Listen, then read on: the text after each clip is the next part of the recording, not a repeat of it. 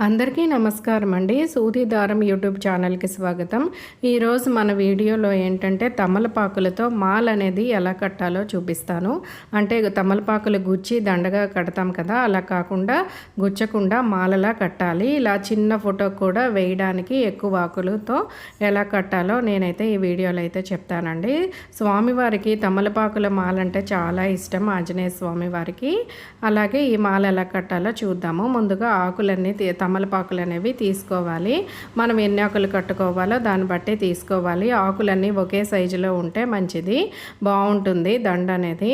అలాగా ఇప్పుడు ప్రతి ఊలు కూడా తీసుకోవాలన్నమాట. ఎందుకంటే మనం మాలగా కట్టుకుంటున్నాం కదా. ఈ ఊలు అయితే సింధూరం కలర్లో తీసుకున్నాను నేను. అలా అయితే ఇంకా బాగుంటుందన్నమాట మాల అనేది. ఇప్పుడు ఒక్కొక్క ఆకు తుడిచి నీట్గా పెట్టుకోవాలి. ఇలా పెట్టుకుంటే మనం ఈజీగా మాల అనేది కట్టుకోవచ్చు అనమాట. ఆకులు కన్నాలు లేకుండా పాడవకుండా మంచి ఆకులు తీసుకోవాలి. స్వామివారికి ఏంటంటే చిరిగిపోయిన ఆకులు గట్రా పెట్టకూడదనమాట. ఎన్ని ఆకులు తీసుకున్నా మంచి ఆకులు తీసుకోవాలి. అలాగే ఆకులు అనేవి ఆడ్ నెంబర్స్లో తీసుకుంటే చాలా మంచిది.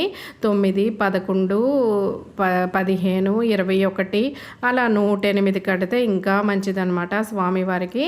ఇలా ఆకులన్నీ తుడిచి పెట్టుకున్న తర్వాత నేనైతే ఈ కాడలు అనేవి తీసేస్తున్నాను అనమాట. ఈ తమలపాకుకున్న తొడిమలు అయితే తీసేసి మనం మాలగా కట్టుకోవాలి. ఎందుకంటే ఇవి స్వామివారికి తగిలితే మంచిది కాదు కదా, అందుకని నేనైతే నీట్గా చేసుకుంటున్నాను. ఇలా చేసుకొని ఇప్పుడు చూడండి, ఒక్కొక్క ఆకు ఇలా మడత పెట్టుకోవాలి. ఇలా రౌండ్గా తిప్పుకొని జాగ్రత్తగా ఊలతో ముందుగా పెద్ద ముడి వేసుకోవాలన్నమాట. స్టార్టింగ్ ఎలాగ మనం ముడి వేసుకుంటాం కదా, 2-3 ముళ్ళు వేసుకుంటే ఊడకుండా ఉంటుంది. అలాగని చెప్పి గట్టిగా వేసేయకండి. గట్టిగా వేస్తే ఎందుకంటే ఆకు అనేది చిరిగిపోతుంది అనమాట. జాగ్రత్తగా కట్టుకోవాలి. ఈ మాల అనేది కొంచెం చూస్తే మీకు కూడా వచ్చేస్తుంది అనమాట. ఈ మాల చాలా నీట్గా అందంగా ఉంటుంది, కదలకుండా. ఇప్పుడు ఒక ఆకు ఇలా కట్టుకున్న తర్వాత అలాగే రెండో ఆకు కూడా ఇలా మడత పెట్టి కింద ఊలు అనేది కింద నుంచి తీసి పైనుంచి దారం ఊలు అనేది ఇలా వేసుకోవాలన్నమాట. ఇప్పుడు చూడండి, రెండో ఆకు కట్టడం అనేది నేనైతే మీకు చూపిస్తాను. ఇప్పుడు ఊలు అనేది కింద నుంచి తీసి పైనుంచి ఒకసారి వేసి తర్వాత 2 ఆకుల నుంచి ఊలు అనేది తీసి వేసుకోవాలన్నమాట. అలా అయితే మాల అయితే కదలకుండా ఉంటుంది, చాలా నీట్గా ఉంటుంది. కానీ ఆకులు చిరిగిపోకుండా జాగ్రత్తగా నెమ్మదిగా ఊలతో లాగాలన్నమాట. చూసారా, ఇలా కింద నుంచి తీసి పైనుంచి ఆకులోంచి దండ వేసి తర్వాత 2 ఆకులలోంచి మళ్ళీ ఇలా 2 వేళ్లతో ఊలు అనేది వేయాలన్నమాట. ఈ దండ డిఫరెంట్గా ఉంటుందండి, చాలా బాగుంటుంది. మీరు కూడా తప్పకుండా ట్రై చేయండి. వీడియోలో చూసినట్టు చూస్తే తప్పకుండా మీకు కూడా మాల కట్టడం అనేది వచ్చేస్తుంది అనమాట. ఈ దండ అనేది స్వామివారికి ఎందుకు వేయాలి అంటే, మనకి ఏవైనా శనిగ్రహ దోషాలు మన జాతకంలో ఉంటే ఆ దోషాలు పోవడానికి స్వామివారికి ఈ దండ సమర్పిస్తే తప్పకుండా మన జాతకంలోనే శనిగ్రహ దోషాలు అయితే పోతాయండి. అంతేకాకుండా స్వామివారికి తమలపాకులు అంటే చాలా ఇష్టం. మనసులో అనుకున్న కోరికలు కూడా తప్పకుండా నెరవేరుతాయి అన్నమాట స్వామివారికి సమర్పిస్తే. అలాగే ఆర్థిక సమస్యలున్నా లేదా ఏ సమస్యలున్నా తొలగిపోతాయి అన్నమాట. ఈ ఆకుల దండ అనేది స్వామివారికి సమర్పించడం వల్ల చాలా ప్రయోజనాలు అయితే మనకైతే ఉన్నాయి. అలాగే భార్యాభర్తల సఖ్యత లేకపోయినా, గొడవలు జరిగిన ఈ తమలపాకు దండ అనేది స్వామివారికి సమర్పిస్తే వాళ్ళ మధ్య సఖ్యత అనేది ఏర్పడుతుందండి. తప్పకుండా వాళ్ళకి మంచి జరుగుతుంది. భార్యాభర్తలను అంటే సీతారాములను కలిపారు కదా ఆంజనేయ స్వామి, అలాగే భార్యాభర్తలు కూడా కలుస్తారనమాట ఈ దండ స్వామివారికి సమర్పించడం వల్ల. ఇప్పుడు మన దండ ఎన్ని ఆకులు కట్టానంటే నేను 11 ఆకులు అయితే కట్టానండి. అలాగే మనం ఎన్ని ఆకులు కట్టుకున్నా మంచిదే. మా ఫోటో చిన్నది కదా స్వామివారిది, అందుకని నేనైతే 11 ఆకులని కట్టానమాట. ఇలా ఊలతోనేమో దండగా చేశాను. ఎందుకంటే ఫోటోకి అయితే వెయ్యాలి కదా పైనుంచి, ఇలా కట్టుకోవాలన్నమాట. ఇలా కట్టుకున్న తర్వాత ఇలా వేసినా పర్వాలేదు దండ, లేదంటే ప్రతి ఆకుకి సింధూరం పెడితే ఇంకా మంచిదండి.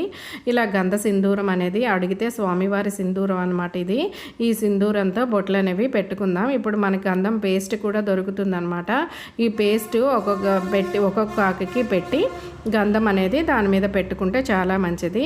అలాగే శ్రీరామ అని కూడా రాసుకోవచ్చండి. శ్రీరామ అని రాస్తే ఏంటంటే స్వామివారి పాదాల వరకు ఈ దండ అనేది వేయకూడదనమాట. ఎందుకంటే శ్రీరామ అనే ఆకు స్వామివారి పాదాలు తగిలితే మంచిది కాదనమాట. శ్రీరాముడు అనేది స్వామివారి గుండెల్లో ఉంటారు కదా, పాదాలకి తగలకూడదనమాట. అలా చేయకండి. ఒకవేళ శ్రీరామ అని రాసి దండ కట్టిన తర్వాత అది స్వామివారి హృదయం వరకే వెయ్యాలి ఆ దండ అనేది.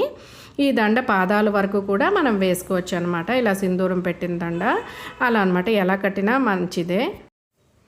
అలాగే ఈ దండ అనేది ఒక మంగళవారం స్వామివారికి సమర్పించండి. మన ఇంట్లో వేసినా మంచిదే, లేదా టెంపుల్లో ఉన్న ఆంజనేయ స్వామికి ఈ దండ కట్టి ఇచ్చినా చాలా మంచిది.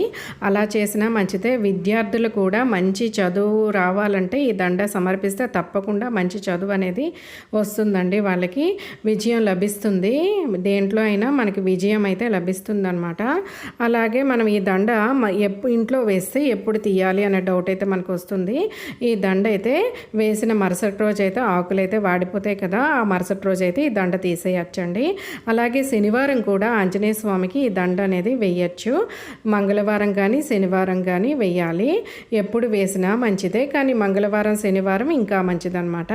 ఇప్పుడు మా ఇంట్లో ఉన్న ఫోటో అయితే చూపిస్తాను చూడండి. ఇగో చిన్న ఫోటో పంచముఖ ఆంజనేయ స్వామికి అనమాట. ఈ దండ అనేది కట్టాను అనమాట. నేను పైన ఉన్న ఊల్ని అడ్జస్ట్ చేసుకుంటూ ముడి వేసుకుంటూ ఈ దండ స్వామివారికి వేశాను. చూసారా ఎంత అందంగా వచ్చిందో ఈ దండ అనేది. అలా అనమాట ఇలా కట్టుకోవచ్చు దండ అనేది స్వామివారికి. ఈ పైన ఉన్న ఊలు కనిపించకుండా పైన స్వామివారికి ఒక 5 రకాల పువ్వులు పెట్టుకుంటే చాలా మంచిది. లేదా ఏ పువ్వులు పెట్టుకున్నా ఇంకా బాగుంటుంది స్వామివారికి. నేనైతే స్వామివారి జయంతి రోజు అయితే ఇలా చేశానండి. సింధూరంతో కూడా పూజ చేస్తాను స్వామివారికి. ఇలా అనమాట. నా వీడియో కనుక మీకు నచ్చినట్టయితే తప్పకుండా లైక్ చేయండి, షేర్ చేయండి అండ్ సబ్స్క్రైబ్ చేసుకోండి. Thank you for watching my video.